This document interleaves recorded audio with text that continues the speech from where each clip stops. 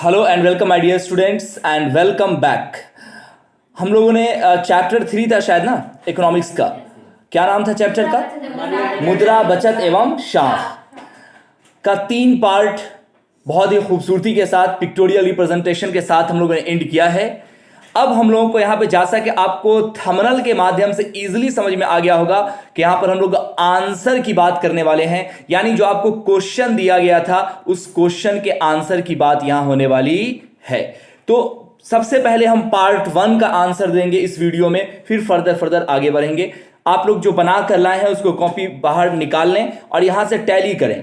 और अगर बिल्कुल ना हो पाए तो जीरोक्स का भी व्यवस्था है, आप ले सकते हैं। हालांकि ये सारे क्वेश्चन आपके नोट्स में अवेलेबल हैं, थोड़ा बहुत 19-20 हो सकता है लिखने के तरीका में, तो आप उसको हल्का सा करेक्ट कर लेंगे तो ज्यादा बेहतर होगा।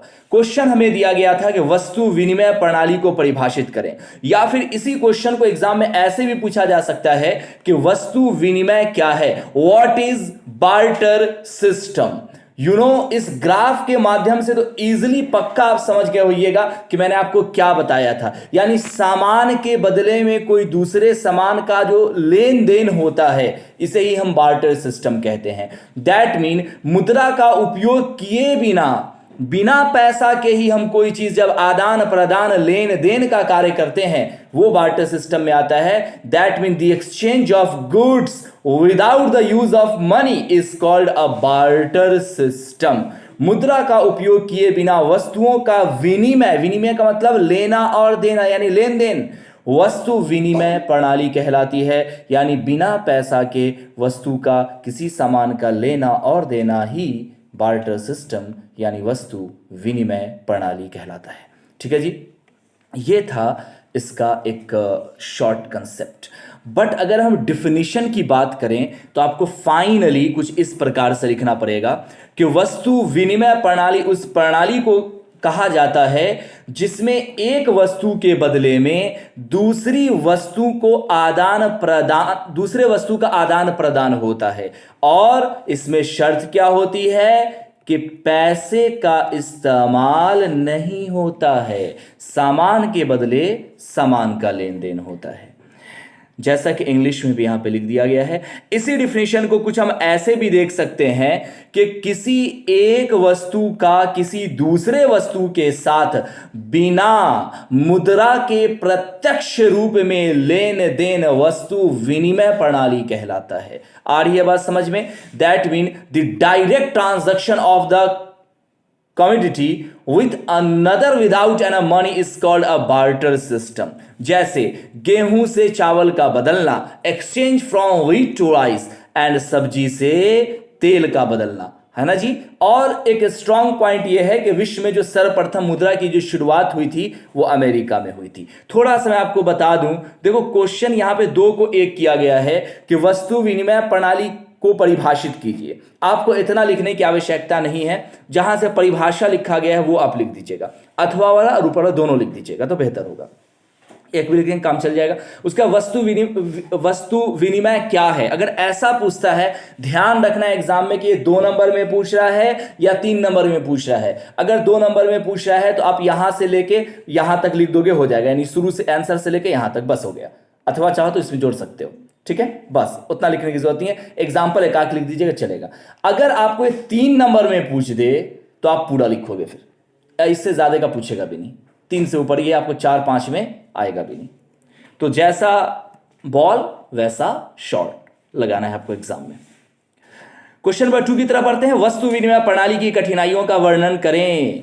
Describe the difficulties of the barter system. वस्तु विनिमय प्रणाली को निम्नलिखित कठिनाइयां हैं, जैसा कि आपको ये सारी चीजें बताया गया था, आपको याद ही होगा, है ना जी। दोहरे संयोग का आकलन करना मुश्किल होता था, वस्तु विनिमय प्रणाली में उधार तथा लेन देन का बड़ा प्रॉब्लम था, बड़ा मुश्किल वाली बात सब थी।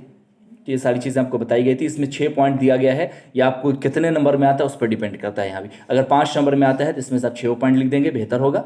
5 भी लिख सकते हैं लेकिन 6 लिख देंगे ज़्यादा अच्छा है। अगर आपको 2 नंबर में आता है तो 3 पॉइंट या 2 पॉइंट लिखिएगा। स्टेटमेंट लिखना भूलना मत कभी। मुद्रा के आर्थिक महत्व पर प्रकाश डालें। ये तो बड़ा आसान बताया गया था नोट्स में कि मुद्रा हमारी अर्थव्यवस्था का आधारभूत संरचना, money is the basic structure of the economy, है ना। Today's economic, the world and a financial world cannot survive without money even for a moment. तो ये सारी चीज़ आपको बताई गई थी, यानी कि आज का जो आर्थिक जगत है वो बिना पैसा के चल ही नहीं सकता। आप एक दिन नहीं चल सकते, इस जगत की बात तो छोड़ दो, एक आदमी नहीं चल सकता बिना पैसा। तो ये सब इसकी क्वालिटी है, इसकी विशेषता आपको पढ़ाया भी गया था। ये सारा आप वहाँ लिख देंगे, अगर लिखें तो बड़ी अच्छी बात है, बना के लाएं तो। अब देखिए मुद्रा के कार्य को लिखें, ठीक है जी।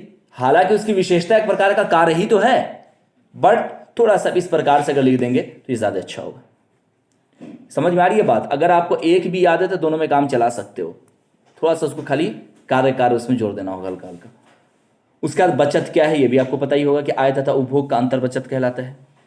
उसका उसकी परिभाषा है ना, फॉर्मूला बताए थे, सेविंग इज इक्वल टू, उसका नोट पॉइंट इसमें लिख दीजिएगा, उसका एस बराबर लिख दीजिएगा, ठीक है। मैंने खुल के लिखा है, आप चाहो तो थोड़ा सा मटेरियल कम भी कर सकते हो, लेकिन पूरा लिखोगे तो अच्छा मार्क्स, मतलब 100% एक भी मार्क्स कटेगा नहीं फिर आपका।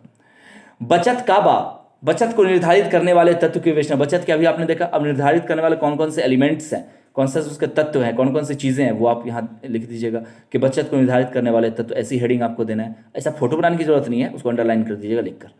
इसके बाद स्टेटमेंट और वगैरह वगैरह ये सारी चीज़ें, क्योंकि आपको ये 5 नंबर में आने का चांस रहेगा एग्जाम में। अगर 5 नंबर से कम में आता है इसमें थोड़ा सा आप माइनस कर सकते हैं, कोई दिक्कत नहीं है। उसके बाद मौद्रिक प्रणाली काबा। अधिक मौद्रिक प्रणाली क्या है, इसमें इस आपको प्रक्रिया लिखने की आवश्यकता नहीं है, ठीक है ना, आप यहीं तक छोड़ देंगे हो जाएगा, यानी सिर्फ 2 लाइन, ऊपर का एक नीचे का। प्रक्रिया लिखने की आवश्यकता इसमें नहीं है। अब यहाँ से पार्ट 2 है जो कि आपको नेक्स्ट इसमें सेशन में हम बताएंगे। पहले आपको ये याद करके लाना है और नेक्स्ट क्लास में आपको ये सारी चीज़ें सुनाना है। चलो, तो किसी तरह कोई डाउट? असंभव। Thank you. अगर आपको हमारा वीडियो पसंद आए तो लाइक करें, सब्सक्राइब करें और शेयर करें।